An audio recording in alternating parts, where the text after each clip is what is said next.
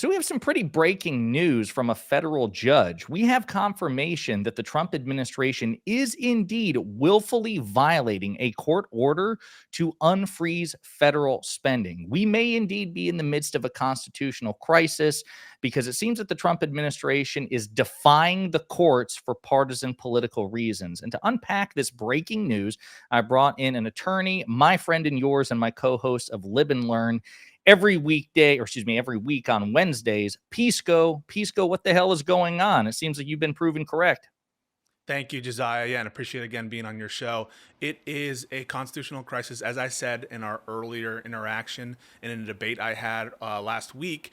The Trump administration is gearing up to attack not just Article 1 and the Congress, but the courts as well, and to unify and centralize power in the executive branch. And now you have perfect confirmation of it. We all sort of saw some of the litigation that was going on this unconstitutional spending freeze that Trump had implemented earlier that paused all sorts of federal financial assistance, trillions and trillions of dollars. And that shortly made its way to the courts, where a bunch of states and a bunch of other actors sued, saying this is unconstitutional. You're stealing legislative authority. Congress has the core legislative authority to appropriate bills. This has been recognized for years and years. And if you want to put pauses on funding as a matter of, executives looking at for fraud or pausing it for other legitimate reasons, there are procedures that you need to go through, such as the Impoundment Act, and those were not followed. And so surprisingly, we had some pretty good results from the federal judiciary. I say surprisingly because recently we've had some sort of whoppers from the judiciary, but they've been pretty good on some of these orders and acknowledging their unconstitutionality.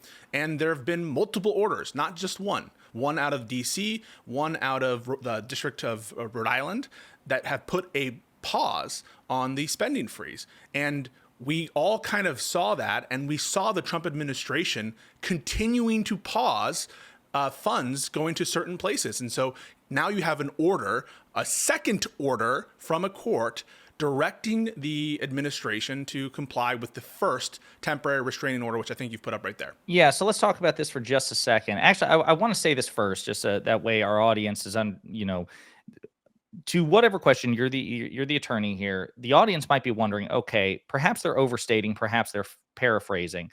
I want you to confirm: does the judge specifically say that the Trump administration is violating his initial restraining order? Is that explicit? Yes, it is explicit. The court starts by saying, hey, quoting that the executive is bound by the determinations of the judiciary branch, right? It starts by laying out foundationally, courts have the right to say what the law is. That's Marbury versus Madison. That's what Article 3 is about. And then further along, it says that the court is finding that the Trump administration is violating the initial TRO. TRO is a temporary restraining order, not optional. And the court also finds that there's no reason for them to be violating the plain terms of the TRO. And so, yes, it is incredibly explicit. Yeah. So highlighting this for the audience's benefits. The reason I'm saying that, of course, is I just want to be clear that as a political commentator and as a lawyer, Pisco and I are not interpreting. We are just reading verbatim. It is explicit. The Trump administration is violating the plain text of the temporary restraining order. So this is, again, you had a debate. You've been going back and forth with people on debate panels and on social media with conservative attorneys very often discussing this. What was the context prior to this issuance by the federal judge out of Rhode Island? What led you to believe that the Trump administration had been, over the past several days, violating the initial restraining order? Well, it's because they are talking about it, and they're talking about cutting funds in the moment. They're tweeting about it. They're being incredibly blatant about which streams of funds that they're wanting to cut off and additional ones that they are cutting off and shutting down agencies. And so they're being flagrant in the sense that they're on social media.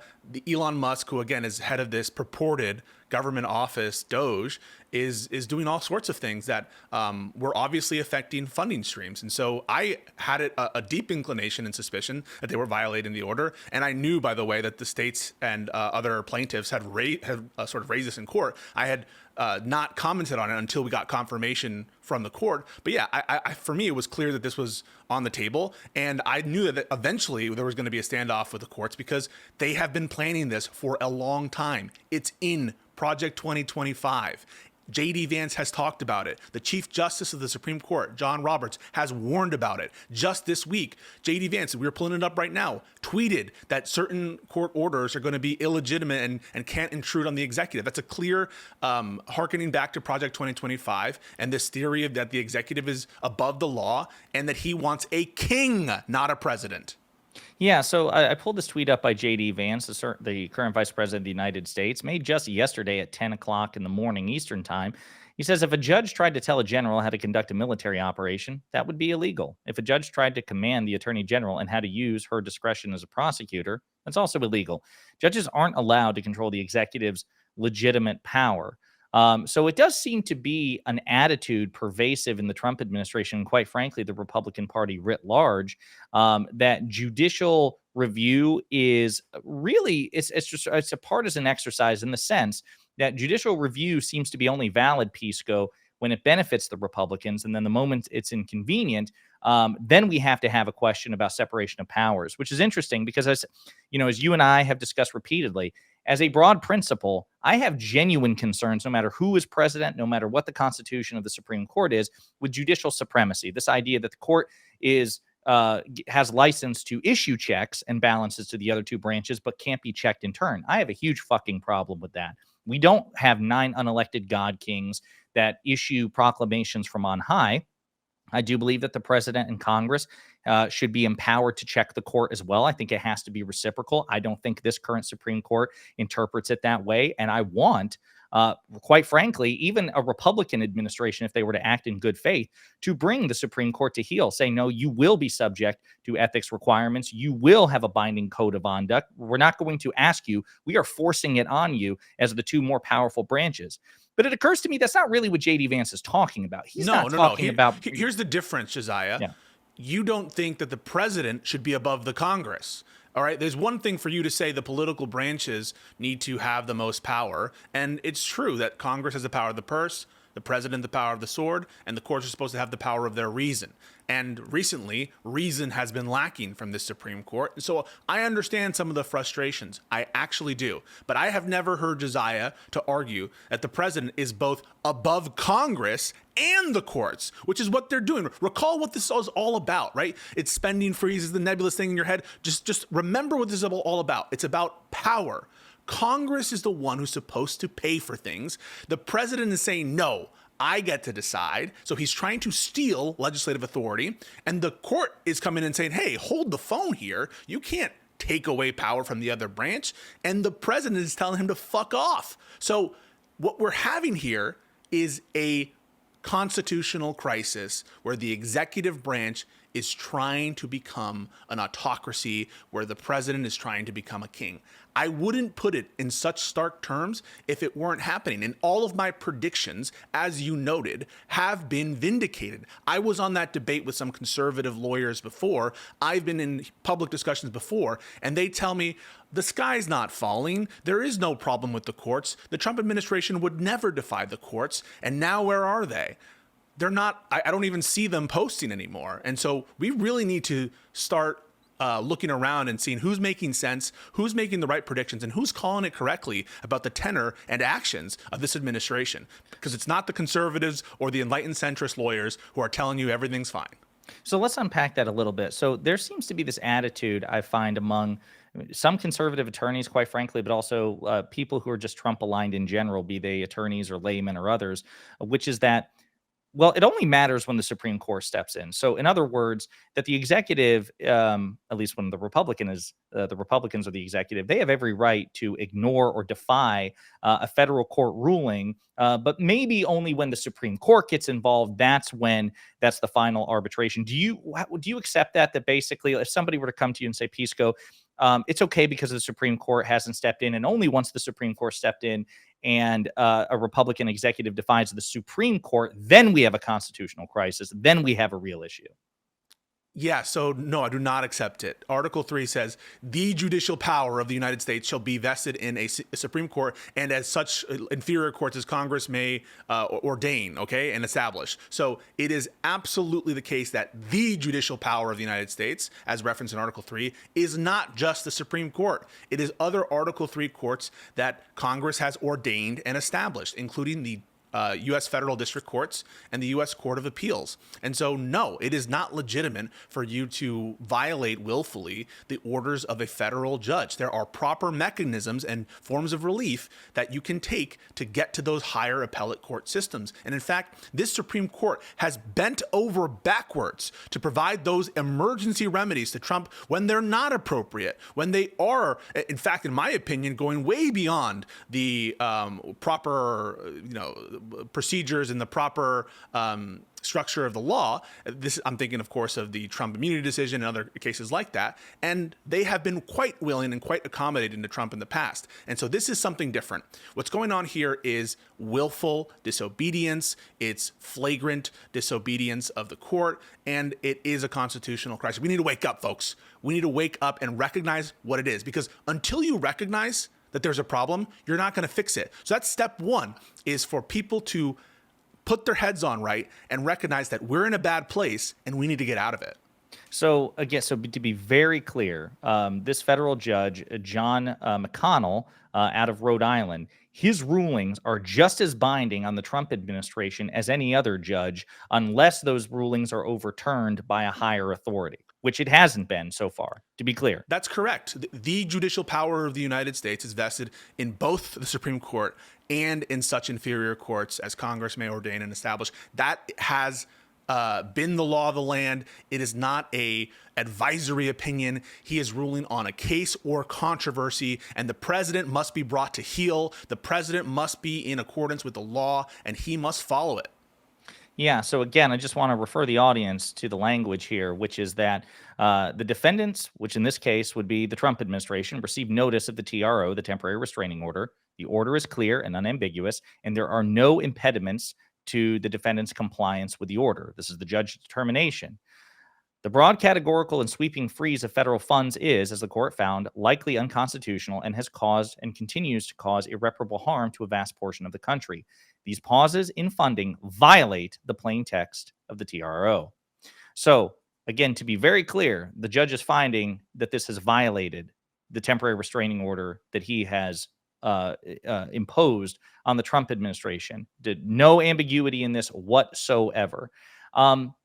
Is there, I suppose, again, just to play the devil's advocate here one last time, is there a good faith argument for, is this the only recourse the Trump administration has? Like, listen, we disagree with the judge's interpretation. We disagree. So therefore, we are entitled to violate the TRO because the judiciary is not supreme, right?